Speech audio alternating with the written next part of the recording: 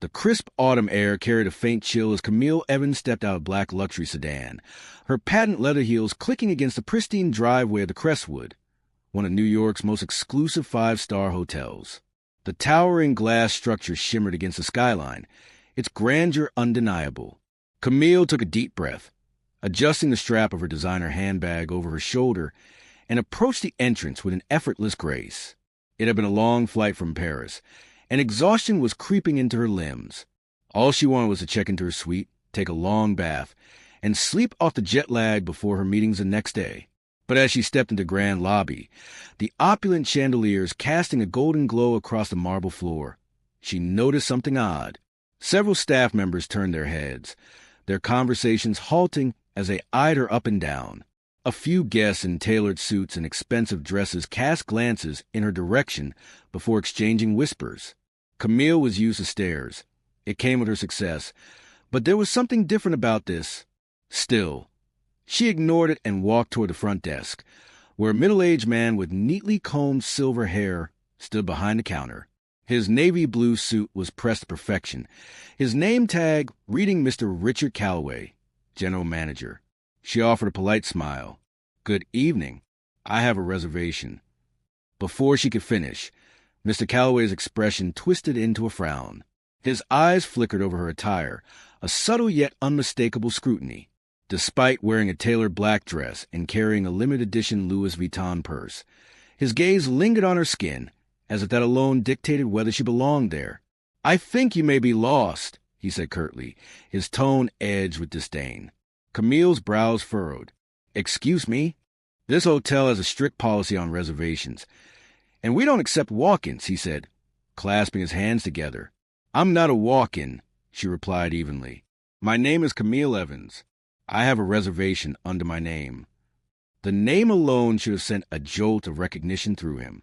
It wasn't just any name. It carried weight, prestige. But Calloway barely reacted. Instead, he exhaled sharply, tapping on the keyboard in front of him before shaking his head. "I don't see your name here," he said flatly.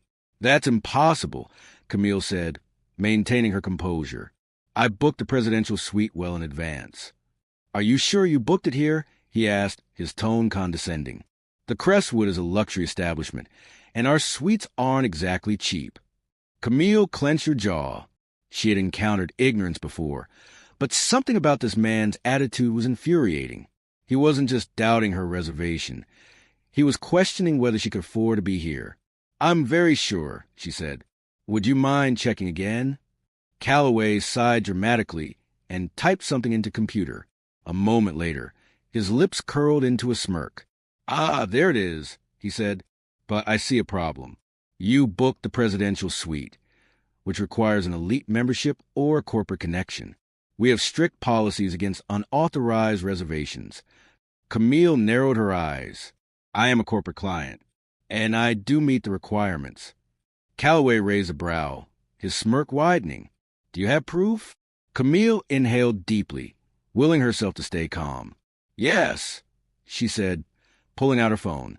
She scrolled through her emails until she found the confirmation from the Crestwood's headquarters. She turned the screen toward him. Calloway barely glanced at it before waving dismissively. "Anyone can fake an email." Her patience thinned. "Are you implying I forged my reservation?" "I'm saying that we have rules, and if you can't meet the standards, perhaps you should look for accommodation that suits your—" He paused deliberately. "Budget." The emphasis on the word sent a spark of fury through Camille's veins. She wasn't a stranger to racism, but the sheer audacity of this man stunned her. He didn't even bother to hide it. "Mr. Calloway," she said, her voice dangerously calm, "are you denying me my reservation based on the assumption that I don't belong here?" "I'm simply enforcing our policies," he replied smugly.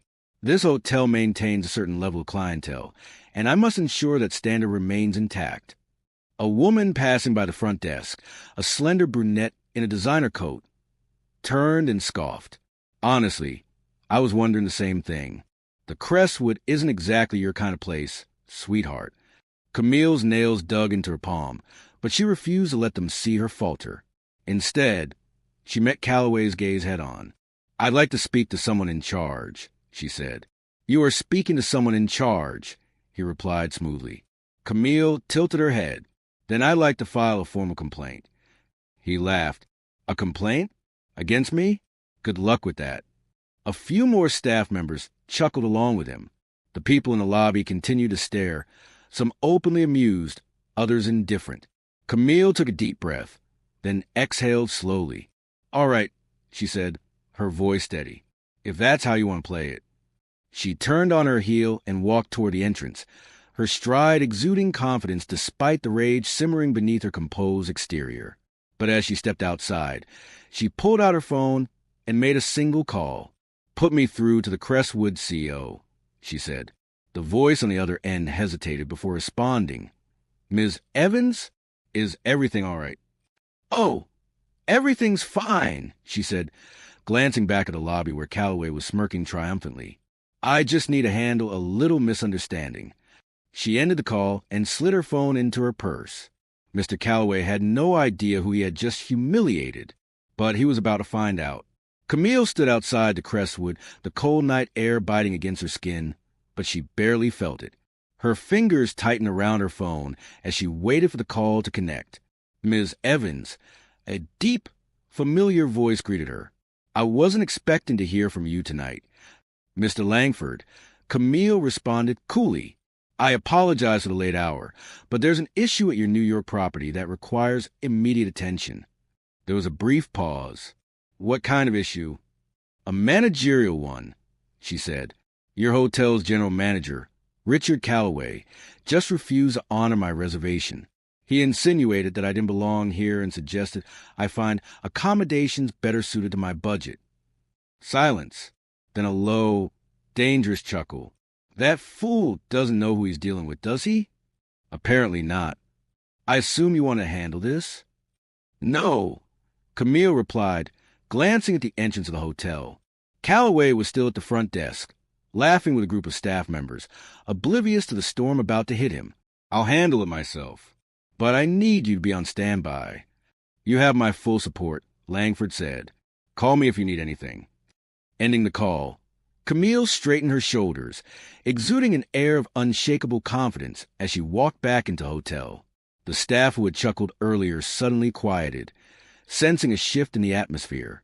Calloway was still smug, his arms folded across his chest. Oh, you're back, he sneered.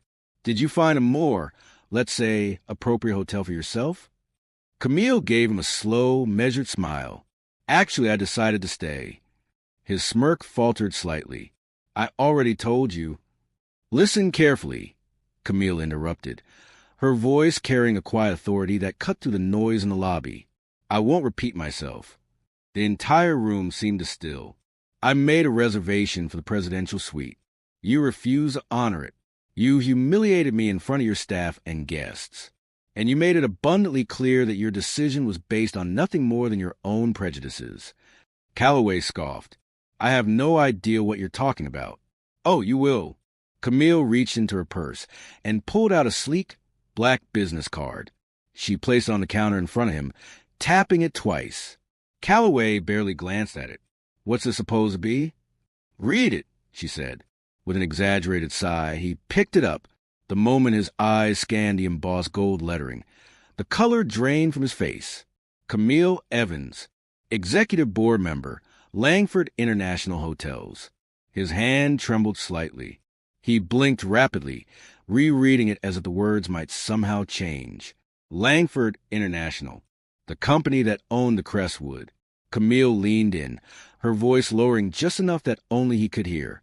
I don't just stay at this hotel, Calloway. I own part of it. A sharp inhale from one of the employees behind the counter broke the stunned silence. A few guests nearby gasped. Calloway's mouth opened and closed, but no words came out. Now, Camille continued, tilting her head. Do you still think I'm not qualified to stay here? Calloway swallowed hard. His once confident posture was gone, replaced by barely concealed panic. Ms. Evans, there must have been some kind of misunderstanding. Misunderstanding? Camille echoed. You made it very clear what you thought of me the moment I walked in. So let me make something clear in return. She gestured toward the staff members who had laughed along with Calloway earlier. Each and every one of you stood by and watched as your manager disrespected a paying guest, one who happened to be on the board of this very hotel chain. So tell me, should I assume that the Crestwood condones racism? A young receptionist stammered. And no, ma'am. Of course not. Good. Camille turned back to Calloway, whose forehead was now glistening with sweat. Then I expect you to explain to me, right now, why you thought it was acceptable. I wasn't. Calloway struggled for words. It wasn't. Wasn't what? Camille pressed. Wasn't blatant discrimination? Wasn't humiliating? Because let me assure you, it was all of those things. She let the silence stretch, watching as his confidence crumbled entirely. I sincerely apologize, Miss Evans. He finally choked out. I had no idea who you were. Camille's expression didn't waver, and that's the problem. If I were just any other black woman walking into this hotel, you would have treated me the exact same way, wouldn't you? He had no answer. Here's what's going to happen, she continued. You're going to personally carry my luggage up to my suite, and then you're going to wait for a call from Langford International. I'll be informing them about your behavior, and let's just say I wouldn't get too comfortable in that office of yours. Calloway visibly paled. Ms. Evans, please, Save it. Camille lifted a hand, silencing him. You don't deserve this position, and I have no intention of letting you keep it. She turned to the young receptionist. What's your name? Jasmine, ma'am. The woman stuttered. Jasmine, I trust you can check me in properly? Why, yes, of course. The woman hurriedly pulled up Camille's reservation. Within seconds, she was handing over the key card. Your suite is ready, Ms. Evans. Thank you, Camille said, taking the key with a polite nod. Now, as for my luggage. She turned back to Calloway, raising an expectant brow. He hesitated, then stiffly stepped around the counter. Of course, ma'am, he murmured, defeated. Camille walked toward the elevators, her head held high. Calloway followed behind her, dragging her designer luggage, a humiliating role reversal that the entire lobby witnessed. As the elevator doors closed behind them, Camille allowed herself a small smile. This was just the beginning. The elevator ride was silent, apart from the occasional creak of the wheels on Camille's designer luggage as Calloway awkwardly adjusted his grip. His hands trembled slightly, his usual smugness completely stripped away. Camille stood tall beside him, her gaze forward, exuding effortless power. Every second that passed only deepened the reality for Calloway. He had humiliated a woman who wasn't just wealthy, but one of the most influential figures within the very company that owned this hotel. The elevator chimed softly as they reached the top floor. The door slid open to reveal the breathtaking entrance to the presidential suite, a lavish penthouse with floor-to-ceiling windows overlooking the dazzling New York skyline. The air inside smelled of fresh roses, no doubt arranged in preparation for her arrival. The luxury was undeniable, yet Calloway had questioned whether she belonged here. Camille stepped inside with an air of familiarity. Calloway, however, hesitated at the threshold. Well, she asked without looking back. Wordlessly, he rolled her luggage inside and set it near the entryway. He straightened his tie, attempting to salvage some dignity. Ms. Evans, I truly regret my actions tonight. It was never my intention to offend you. Camille slowly turned to face him, crossing her arms. Oh, then what was your intention? Calloway fumbled for words. I suppose I made an assumption. A terrible one.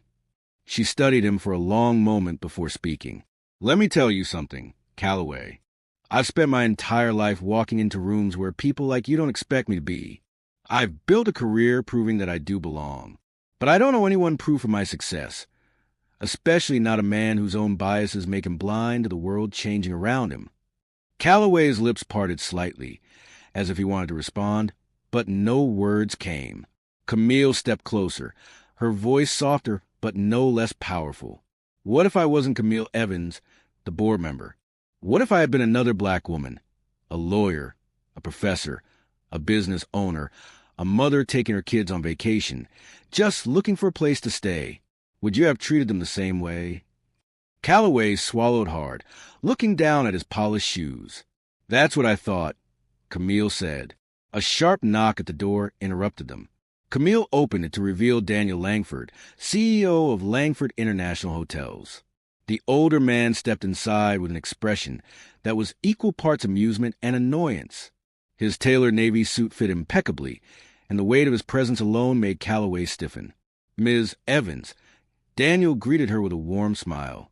"I flew in the moment I got your call, and I must say I was very interested to hear what happened tonight." His gaze slid to Calloway, and the warmth vanished. "Mr. Calloway." "Sir," Calloway started, but Daniel lifted a hand, silencing him. "I've heard enough," Daniel said coolly. "Your behavior tonight was not only unprofessional, but disgraceful. You humiliated a guest, a board member, and in doing so, you humiliated this hotel. The Crestwood prides itself on luxury and excellence, and that extends to how we treat every guest, not just the ones you deem worthy." I understand, sir. I truly do, and I deeply regret." "Save it," Daniel cut in. "I don't have time for empty apologies. Effective immediately, you're relieved of your duties." Calloway's face drained of color. "W8." Daniel's expression remained impassive. "Security is on their way to escort you out. You'll be permitted to collect your belongings, but after that, you're no longer welcome to Crestwood or any other Langford International property." Calloway turned to Camille, desperation creeping into his features. "Ms. Evans, please, I made a mistake. A terrible mistake. But I've worked here for years. This hotel is my life." Camille's gaze remained steady. "You should have thought about that before you treated me like I didn't belong." The door behind them opened again, and 2 uniformed security guards entered. Calloway stiffened, but didn't resist as they flanked him on either side. He turned one last time to Camille, his lips parting as if to speak, but no words came. Finally, shoulders slumped, he allowed himself to be let out of the suite. As the door shut behind him, Daniel exhaled sharply and turned back to Camille. "I hope you know that this is not how we do business." "I do," Camille said, "and that's the only reason I didn't handle this more publicly." A small smile tugged at the corner of Daniel's lips. "Remind me never to get on your bad side." She chuckled. "Just treat people with respect, and we won't have any issues." Daniel shook his head, still impressed. "You know, my father always told me, if you want to know the character of a man, watch how he treats someone who could do nothing for him." He exhaled. Calloway failed that test. Camille nodded, glancing out the window at the city lights below. "A lot of people do." A pause settled between them before Daniel spoke again. "I assume you'll still be staying the night?" "Of course," she said, a slow smile spreading across her lips. "After all, I do own part of this place." Daniel chuckled, shaking his head. "Enjoy your stay, Ms. Evans. If you need anything, my personal number is on speed dial." As he left, Camille stepped further into her suite, savoring the luxury that was always meant for her. She kicked off her heels, poured herself a glass of wine from the bar, and sank onto the plush sofa. Tonight, she had done more than check into a hotel. She had demanded the respect she deserved, and she had gotten it. The end.